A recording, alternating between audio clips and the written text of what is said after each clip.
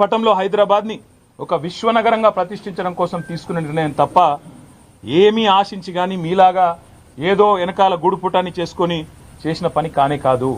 ఇక్కడ మొబిలిటీకి కేంద్రంగా భవిష్యత్తులో ఎలక్ట్రిక్ వాహనాలు ఏవైతే వస్తున్నాయో వాటన్నిటికీ ప్రధాన కేంద్రంగా హైదరాబాద్ను తెలంగాణను తీర్చిదిద్దాలనే ఒక ఉత్కృష్టమైన ఆలోచన చేసినాం తప్ప మీలాగా నికృష్టమైన ఆలోచనలు మాకు లేవు. మళ్ళీ చెప్తా ఉంది, మీలాగా దివాలాకోరు పనులు చేయాల్సిన కర్మ మాకు లేదు. 110% మళ్ళీ చెప్తున్నా, మీరు ఏ రకంగా వచ్చినా ఏ విచారణకు రమ్మన్నా నేను వస్తాను. ఎల్లుండి 9వ తారీఖు నాడు కూడా లాయర్లతో మరి రేపు హైకోర్టు రిలీఫ్ ఇస్తే, నాకు అవకాశం ఇస్తే, హైకోర్టు మా వాదనను మన్నిస్తే, లాయర్లను అనుమతిస్తే లాయర్లతో పోతా అటెండ్ అవుతాను. ఈడీ కూడా పిలిచింది 16వ తారీఖు నాడు, తప్పకుండా వారి దగ్గర కూడా పోతాను. వారు కూడా ఏమడిగినా సమాధానం చెప్పడానికి నేను రెడీగా ఉన్నాను. నాకు దాపరికము లేదు, నాకు దాయాల్సింది కూడా ఏం లేదు. నిజాయితీకి ధైర్యం ఎక్కువ. తప్పకుండా నేను ముమ్మాటికి ఒక తెలంగాణ బిడ్డగా, రేషం గల్ల బిడ్డగా, ఏ తప్పు చేయని అనా పైసా అవినీతి చేయని బిడ్డగా చెప్తా ఉన్నా, ఏ విచారణ అనేది ఎదుర్కోవడానికి నేను సిద్ధం. ఇందులో శశబిషలు లేవు. ఈరోజు కొంతమంది ఏదైతే శునకానందం పొందుతున్నారు, ఏదో జరిగిపోయింది వాళ్ళకు కూడా నేను చెప్తా ఉన్నా, ఇది కేవలం ఆరంభం మాత్రమే.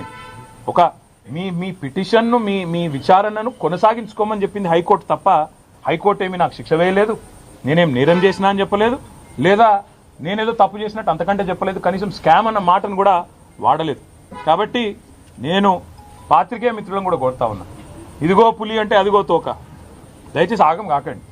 ముఖ్యమంత్రి నోట్లకెళ్ళి వచ్చేటి అన్నీ వేదవాక్కులు కావు.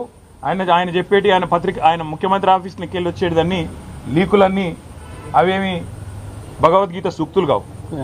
చాలా చాలా లీకులు ఇస్తూ ఉన్నారు. ధైర్యంగా డైరెక్ట్గా చెప్పే ధైర్యం లేదు. నేను ఇంకొక మాట అడుగుతున్నా, మాకు ప్రత్యామ్నాయం ఏముందండి? అసెంబ్లీ సమావేశాలు జరుగుతున్నాయి, మేము అడిగినాం చర్చ పెట్టు అసెంబ్లీలో అని, నువ్వు పారిపోయినావు, నీకు నన్ను ఎదుర్కొనే ధైర్యం లేదు. ఈ కేసు విషయం 4 కోట్ల ప్రజల ముందు చర్చ పెడదాం రాయనాయన అంటే రాలేదు. ఇప్పుడు కూడా అడుగుతున్నారు రేవంత్ రెడ్డి, నువ్వు మగాడివైతే నీ జూబ్లీ హిల్స్ ప్యాలెస్లో చర్చ పెట్టు, లైవ్ టీవీలు ఇట్లనే పెట్టు, నేను వస్తా, ఇవ్వలేదో ప్రజలు చూడండి, నో ప్రాబ్లం. తర్వాత నువ్వు ఏసీబీ పంపుతావా, ఈడీ పంపుతావా, ఇంకోటి పంపుతావా, దానికి కూడా హాజరవుతా, నాకేం అభ్యంతరం లేదు. కానీ నేను తప్పు చేయలేదు, అనా పైసా అవినీతి చేయలేదు. కాబట్టి ఆ ధైర్యంతోనే చెప్తున్నా, న్యాయస్థానాల్లో న్యాయ పోరాటం చేస్తా. ఒకవైపు న్యాయ పోరాటం చేస్తూనే ఈరోజు ఉదయం నుంచి మా నాయకులు పాపం చాలామంది, వందలాది మంది వివిధ నియోజకవర్గాల నుంచి ఇక్కడికి వచ్చినారు. వారందరికీ ముందుగా నా ధన్యవాదాలు. వారందరికీ నేను ఒకటే చెప్పాను, నేనేం చెప్పినా అంటే, వాళ్ళు ఏం చేసినా మీరు పట్టించుకోకండి. ఈ కేసు విషయంలో వాళ్ళ ఇంట్రెస్ట్ ఫార్ములా ఈ, మా ఇంట్రెస్ట్ ఫార్మర్. ఆయన ఇంట్రెస్ట్ ఫార్ములా, మా ఇంట్రెస్ట్ ఫార్మర్. మేము రైతు భరోసా గురించే మాట్లాడతాం. నువ్వు డైవర్షన్ కోసం ఏం చేస్తున్నావో మాకు తెలుసు. నీకు తెలిసిందే కాదు, ఒకటి డిస్ట్రాక్షను, డిసెప్షన్. ఈ మూడే తెలుసు నీకు. డిస్ట్రాక్షను, డిసెప్షన్, విధ్వంసము, అటెన్షన్ డైవర్షను, మోసం. ఇది కాంగ్రెస్ నైజం. అందుకే నేను అనేది, ఇవాళ రైతులు 70 లక్షల మంది రైతులు ఎదురు చూస్తూ ఉన్నారు. మాకు ఎప్పుడు వస్తుంది రైతు భరోసా? కేసీఆర్ సార్ 12 సార్లు ఇచ్చిండు, చిట్టినాయుడు గారు ఒక్కసారి కూడా ఇవ్వలేదు, ఈసారన్నా ఇస్తాడా, మాట నిలుపుకుంటాడా సంవత్సరం తర్వాతనన్నా అని తెలంగాణ రైతులు ఇవాళ కళ్ళు కాయలు కాసేటట్టు చూస్తున్నారు. వాళ్లకు న్యాయం చేయడానికి కొట్లాడమని చెప్పి మా నాయకులందరికీ చెప్పిన. నా గురించి మర్చిపోండి, న్యాయ పోరాటం నేను చేస్తా, నేను తప్పు చేయలేదు, ఆయన నేను చేయలేడు, ఆయన ఎన్ని రకాలుగా కక్ష సాధింపు ప్రయత్నం చేసినా ఏమీ సాధించలేడు, శోధించలేడు. మీరు దయచేసి రైతుల సబ్జెక్టు మాత్రమే మాట్లాడండి అని ఉదయం నుంచి నన్ను కలిసిన ప్రతి నాయకుడికి నేను చెప్తా వచ్చింది. పార్టీ నిర్మాణం మీద దృష్టి పెట్టండి, 6 గ్యారంటీల అమలులో ప్రభుత్వం ఫెయిల్ అయిన విధానం మీద దృష్టి పెట్టండి.